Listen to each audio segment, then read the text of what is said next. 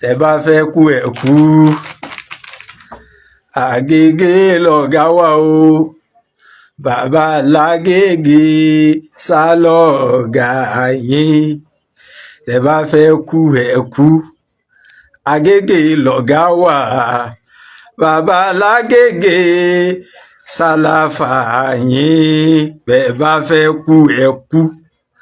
Agége lọ̀gá wa bàbá lágége sani bàbá yín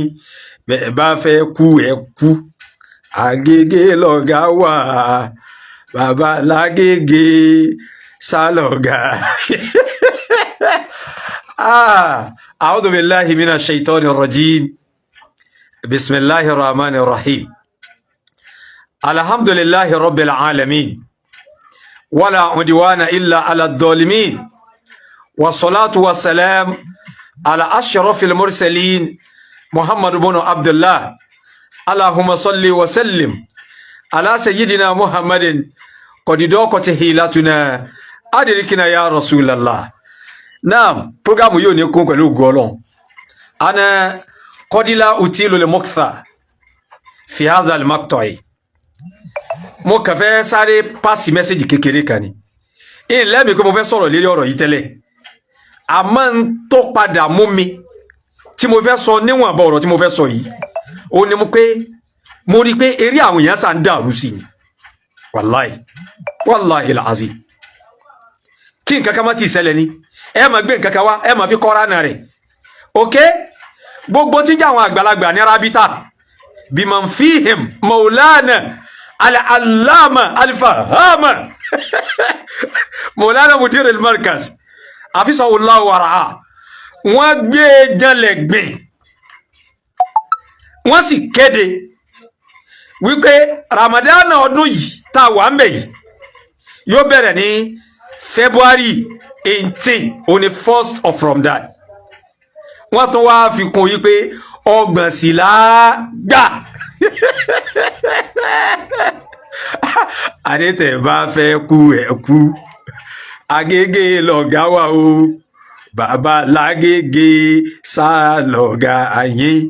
bẹ́ bá fẹ́ kú ẹ kú Agége nìmọ̀ wà bàbá lágége sálàfà yín bẹ́ẹ̀ bá kú lẹ́kù ṣé ti gbọ́ tẹ́ bá fẹ́ kú ẹni ẹ lọ lè kú ẹnu èyí tẹ́mi fẹ́ sọ fún yín bẹ́ẹ̀ ẹ̀yin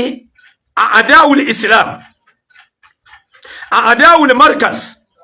àdáwùl ilmi wa taqaddumi ẹ̀yin ọ̀tá sílámù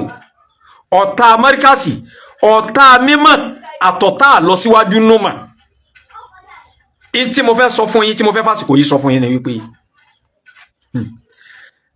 tó bá di ọ̀yìn tí ń jẹ́ 1st of Ramadan ẹ dákun ẹ má máa wẹ̀ ẹ má gbààwẹ̀ ńjọ́ náà ẹ má gbààwẹ̀ ńjọ́ Ramadan ọdún yìí kẹsì tó gbọ́ kalẹ̀ ọgbọ̀n làágbà ẹ lè gbọ́ kalẹ̀ ó ti jáde فإنه قد خرج الخبر من الخبير خرج الخبر من الخبير خبير لين انت نمان pare ten ja niyan wọ́n ti sọ tẹ́lẹ̀ yìí pé al insanu aduwwun lima jahila láyé láyé ilomi èyàn ma bá tí ó bá mọ̀ ni ó ma bá sọ̀tá ọ̀rọ̀ wá ṣẹlẹ̀ ta ìṣẹ̀lẹ̀ ẹ wá lọ lè gbé wá sí bàbá wa lájẹ àgbẹ̀ lọ lè gbé wá kí ni ṣe yín báyìí tẹ́ ń ṣe báyìí èyí tó ṣẹlẹ̀ ń jóni náà nípa ọdún ànábì Nuhu ẹ lè gbé wá sí Mọ̀lánà Sheikh Ádámù wá kí ni ṣe yín tẹ́ ní làákàyè báyìí ṣébi tí máa wà lánàá ṣébi tó wà ń jẹta ibi tó wà ń jẹrin ṣébẹ̀ náà ní kó tó wà dìsín ni àbí kí ló ní tẹ́ rí báyìí ok èmi wá fẹ́ sọ fún yín ǹjẹ́ bí òfin bó ti fàsìkò sí Ramadan ìgbà báyìí ni ó bẹ̀rẹ̀ ìgbà báyìí ni ó parí ṣé òfin ò fàsìkò sí ìrun táǹkì ní jojoojúmọ́ ṣé òfin ò fàsìkò sí ǹjẹ́ tẹ̀tí bí ku àsìkò tí òfin gbé kalẹ̀ lẹ́ǹsì àbẹ́ ìtàwọn onímọ̀ wá jáde ok azur lápèjúwe àsìkò wọn ni gbé kalẹ̀ fún zuru zawalu shamsi ẹ̀yin tí ẹ̀ mọ̀ ìtàgbé zawalu shamsi sẹ́ẹ̀ mọ̀ ẹnu tẹ́tùn bí ò tayọ wípé tóòrùn bá yẹ àtàrí ṣàlàyé rẹ̀ fáyé káyé gbọ́ tí ó fi rí kíní ń sọ tó fi rí mà tó fi wá lè pinnu lérí wípé dédé àsìkò báyìí òun làyílà tí ó máa jẹ́ dédé zawalu shamsi yẹn àwọn ẹni mímọ̀ wọn sọ di rọrùn fún wa àwọlò lè kọ́ ọmọ àsìkò alásàrì sẹ́ẹ̀mà sóyè yìí ebago lẹ́ fi ń wò ó ago lẹ́ fi ń wò ó gurubu kurisu shamsi gurubu kurusi shamsi àsìkò magribi nu ìjẹ́ ẹ̀mọ́ ẹ ti ẹ̀mọ́ tán pè ní kurisu gan ẹ̀yin tẹ́ jòkó lẹ̀ kéwú lọ́dọ̀ àwọn àgbàlagbà tẹ́ ń fi ṣẹ́ríù ẹ̀ fi ń ké fi kíw wàláì ìṣesí yìí máa pa mí lẹ́rìn ni mo fọlọ́ ọ̀sẹ̀ rí kurisu ìjẹ́ ẹ̀mọ́ túmọ̀ rẹ̀ kurisu shamsi ìjẹ́ ẹ̀mọ́ túmọ̀ rẹ̀ ẹ lọ lè wo mú jílu ẹ̀ ń fi ṣẹ́ríù ẹ̀ fi ń ké fi kíw gẹ̀ẹ́bùbátì ṣáfàkèlè àhàmárì àsìkò ìṣáì sẹ́ẹ̀mà sóyè yín sẹ́ẹ̀ lè fi kakulétì ẹ̀ tẹ́ fi sọ àsìkò ìṣáì fún wa ṣèbí tẹ́ tu ṣáfàkù náà ní àwọn pápá kí wá ní kíní yẹn ṣàlàyé fún wa ǹjẹ́ ẹ̀mà àsùbá ó ní tùlú wọn lè fàjàrì ẹ lè mọ̀ pẹ̀lú tẹ kànú tíra sóyè yín débẹ̀ ẹ̀yin tí màá yín ó tẹ̀síwájú dédé bí òfin bó ṣe gbé àsìkò kalẹ̀ fún ìrun kọ̀ọ̀kan iná ló gbásìkò kalẹ̀ fún Ramadan kí á dé tí wàhálà pọ̀ lẹ́yìn ti Ramadan kí ló dé àwa rí i pé kò sí ti ń bẹ ń bẹ tó tayọ inú níbí ní burúkú ní bẹ ń bẹ àwa wí tá ìwí ẹ wà lọ lè gbé wá sí ìkan nínú àwọn bàbá wa nínú àwọn àgbàlagbà ẹ lọ lè gbé wa sáwà takò àwọn àgbàlagbà yẹn ni ẹnìkan nù wọn tàta kò sí àmọ́ táwa ń jóye yín ni wípé ìmọ̀ òdúró ń lọ wájú ni jojoojúmọ́ ni technology ń dàgbà gbogbo àwọn muktashafatil haditha allati antum tantafi'una biha al-yawm sẹ́ńbẹ̀ lánàá kò sí lánàá ìmọ̀ ń dàgbà sí ni ẹ má dé làákàyè àwọn èèyàn má golo ẹ tú làákàyè àwọn èèyàn lẹ̀ láàtúkọ̀ yídùú mọ́ àtìlákọ̀ Allah ìtọ́ba mi túlẹ̀ ẹ má so ẹ má fi sẹ́kẹsẹkẹ sí i ẹ bẹ̀rù Ọlọ́run ẹ bẹ̀rù Ọlọ́run innama khalaqa Allah subhanahu wa ta'ala al-aqla limadha litafkir walil-ihtimami bil-istizada min al-ilmi ìtọ́lọ̀ nítorí ẹ̀dá làákàyè nù kí ló dé tẹ́ ń kọ̀ sọ́ra làákàyè àwọn èèyàn níbi kó máa dàgbà ya subhanallah ẹ bá fẹ́ kú ẹ kú alágége ni máa wà o bàbá lágége sálàfà yín ẹ bá fẹ́ kú ẹ kú dànù mútu bí géèzì kan tẹ bá fẹ́ kú ẹ kú Agége ni máa wà o bàbá lágége sálàfà yín mo mọ̀ yín pé tí kálukú yóò máa sọ báyìí ìtẹ́ máa sọ tẹ́ máa retí ó ní pé kọjá sí pé ńgbà tí Saudi ó bá wá kéde tiẹ̀ kọjọ́ 19 àbọ̀ 20 àbí kí Saudi kéde lọ́n 16 ìtẹ́ máa retí nù àyíbẹ̀kọ́ ẹ máa lè sọ ìṣẹ́jú akàn ìṣẹ́jú akàn ni ẹ lọ lè máa sọ bẹ́ẹ̀ yẹn bá dúró pé ìṣẹ́jú akàn lòun fẹ́ máa sọ yóò pẹ́ létí omi ọ̀rọ̀ téèyàn ń fi mí máa sọ ó yàtọ̀ sọ̀rọ̀ tá à ń fa ìmọ̀ kan wí ó yàtọ̀ kọ́bùlà àǹtẹ̀kùmà lè nákìdì àwọn lè intiqad ayyafanni min al-funun labudda an qad ta'ammakta fihi awwalan tó bá ní tààmùkù níbi kíní yẹn ó máa kẹsẹ̀ bọ́ sẹ́ni in tó dá ọmọ ní ò dá ntí ò da ó máa sọ pé da tuhallilu al-harama wa tuharrimu al-halala because ó ní mọ̀ nípa nǹkan yẹn ó ní mọ̀ nípa ẹ̀ ẹ lọ lè wo àwọn àfáà tí wọ́n máa takò mọ̀kan àbí tí wọ́n máa takò kinní kan wọ́n ti kọ́ ní basira nípa kinní yẹn wọ́n sì ní kúbúrọ̀ nípa rẹ̀ dáadáa lakin lasta khabiran bi ilmi wa lasta basiran wa takumu bi intiqadika al-khati ọwá dìdí ọwá lọ fẹ́ máa ṣe nákídú àṣìṣe bàbá wa wí ẹ wà mú àdìsí wa anabi sàlám anabi ní sumu li ru'yatihi wa aftiru li ru'yatihi àdìsí tẹ́ máa mú wa nánu alẹ́ ìgbádìsí anabi yé anton dahiman takifuna ala dhahiratil hadith ìgbádìsí anabi yé bí tí wù kó mọ àdìsí anabi òye yín bẹ́ẹ̀ sì ni gbogbo ntọ́lọ́wọ́ bá ń pè wá sí látòkèdélẹ̀ nínú Al-Qur'ani tá ànábì sì ń pè wá sí sallallahu alayhi wa sallam ń pè wá síbi pé ká sí ọpọlọ wálẹ̀ fún mímọ̀ ni khayrukum man ta'allama al-Qur'ana wa 'allamahu ẹni olóore jóná yín òun lẹni ó bá kọ́ ẹ̀kọ́ al-Qur'ani báwọn ni ó ṣe tú báwọn ni kò ṣe tú ẹni olóore jù nínú yín man ta'allama al-Qur'ana òun lẹni ó bá kẹ́kọ̀ọ́ al-Qur'ani ìyẹn ni pé àwọn ẹ̀kọ́ kan bẹ àwọn ulumu kan bẹ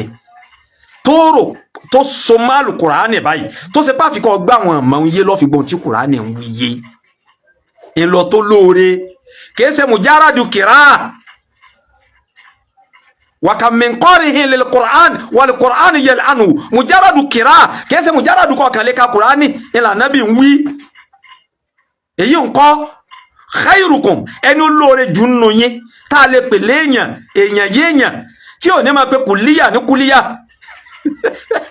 wàláì bẹ́ẹ̀ wà ń ṣẹlẹ̀ ńlẹ̀ Yorùbá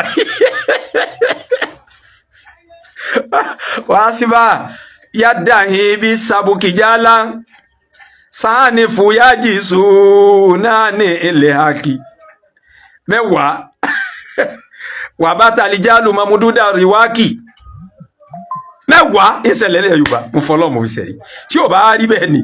káwọn ẹlẹ́gbàá náà máa wá jáde pé akẹ́wù yìí ni ó sì yé wa a tún wá kó ẹ̀sìn kún lẹ́gbàá tí ń pe kùlíyà tí ń pe ní kùlíyà olówó kéwu ṣé ọ̀rọ̀ mọ́ ó ṣẹlẹ̀ nísìn ọ̀rọ̀ tí ń jẹ́ mímọ́ yàtọ̀ sí rọ́tẹ̀ ń gbèkì ṣé n pé máa ń sọ̀rọ̀ ohun tipẹ́tipẹ́ wallahi ṣé n pé máa ń sọ tipẹ́tipẹ́ yàtọ̀ sí rọ́tẹ̀ ń gbèkì jẹ́ ń sọ fún ọ kọ́ gbé tíra kan nísìn kọ́ wá sí kọ́ máa wá kà kọ́ máa tú fáwọn èèyàn èyí nǹkan náà ń pè ní mímọ́ ìmọ̀ kọ́ ń sẹ́ ìmọ̀ kọ́ lélẹ́yìí o so gbogbo orú èyí tí àwọn ẹlẹ́gbàá náà lè sẹ́nu táwọn ẹlẹ́gbàá náà fi ń pẹ̀lú àwọn ilé mímọ́ nítorí wípé ìlú tá a ti bára wa yìí ayé gbolè ó gbọ̀lẹ̀ ayé ó gbolè ó gbọ̀lẹ̀ tí ò bá wá rí bẹ́ẹ̀ ni káwá rí ẹ̀ lírí kẹ́lì máa wá tàka sí rìn kẹ́lìrí máa tàka sí ẹni ọwọ́ mi ó sì tẹ̀ ọ́ níbo síbo nígbà wọn bí ta ni tán wọn bí ta ni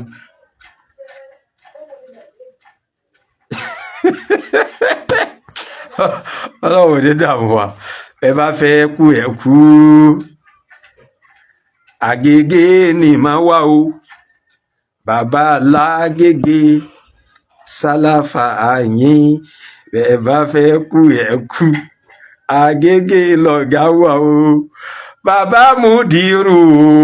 sálàfà àyín bẹ́ẹ̀ bá kú náà lẹ́kù bẹ́ẹ̀ bá kú yẹn lẹ́kù. On 18th of this month on the 1st of Ramadan a sì ṣe ọdún ní on 19th of March torí wípé ọgbọ̀n lágbà ọgbọ̀n lágbà tó bá wù ọ́ má bá wa máa wẹ̀ ní ọ̀yìn tí kí fọ́sọ̀m dáhùn tiẹ̀ máa jẹ́ 17 àbí kó máa jẹ́ 19 tó bá wù ọ́ má bá wa sọdún ní on 19 March kí ọdún tiẹ̀ máa jẹ́ on 18 àbí kó máa jẹ́ on 20 pírọ́blẹ́mù tiẹ̀ nù kò sí ní tó kẹ́ anybody sọ̀rọ̀ mi so sulitọ́nù tiwa sulitọ́nù náà sulitọ́nù náà ẹni tó jẹ́ sulitọ́nù tiwa kọ̀dí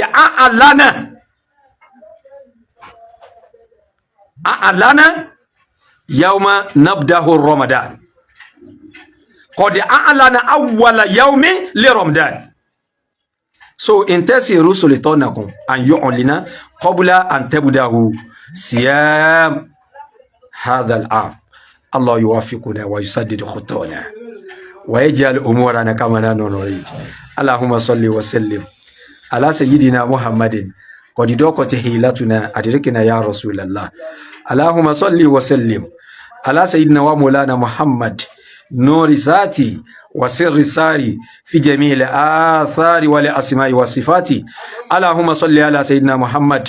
الفاتح لما أغلق والخاتم لما سبق ناصر الحق بالحق والهادي إلى صراطك المستقيم وعلى آله حق قدره ومقدار العظيم ẹ dákun ẹ bá mi share program yẹn bá mi share rẹ̀ dáadáa ẹ bá ń share rẹ̀ jẹ́ kó kàn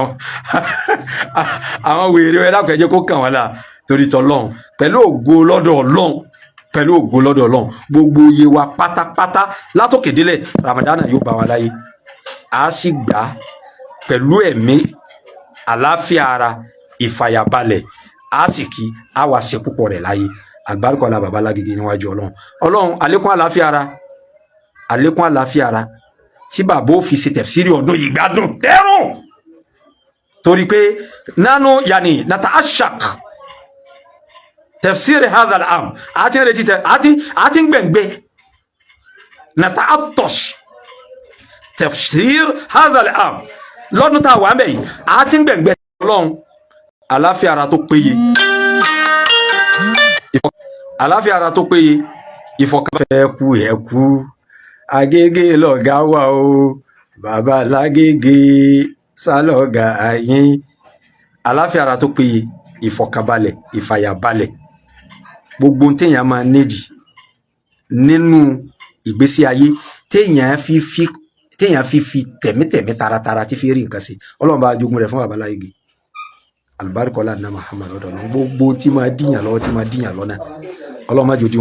dí wọn lọ́nà tẹ̀fsíìrì ọdún yìí Ọlọ́run má ṣàṣe ní rọrùn fún wọn àfọlá ní Muhammad àfibẹ́ lọ́hùn àtọ̀tá àtọ̀rẹ́ náà ni ó wàá gbọ́ ẹ̀ lọ́pṣàn you have no option dandan ẹ̀ wàá gbọ́ tẹ̀fsíìrì mùdíù náà ni àwọn òsìgbọ́ tí nígbà tẹ́ ẹ̀ mọ̀ tẹ̀fsíìrì sí ẹ̀ nímọ̀ rẹ̀ ẹ wo Ọlọ́run gbàdúrà wájé ẹ lákòó bá ń ṣe program yìí dáadáa so kí ká máa wọ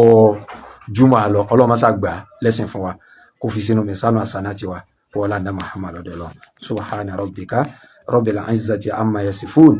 wa salamu ala al-mursalin walhamdulillahi rabbil alamin sallu ala nabiyyil karim sallallahu alayhi wa sallam.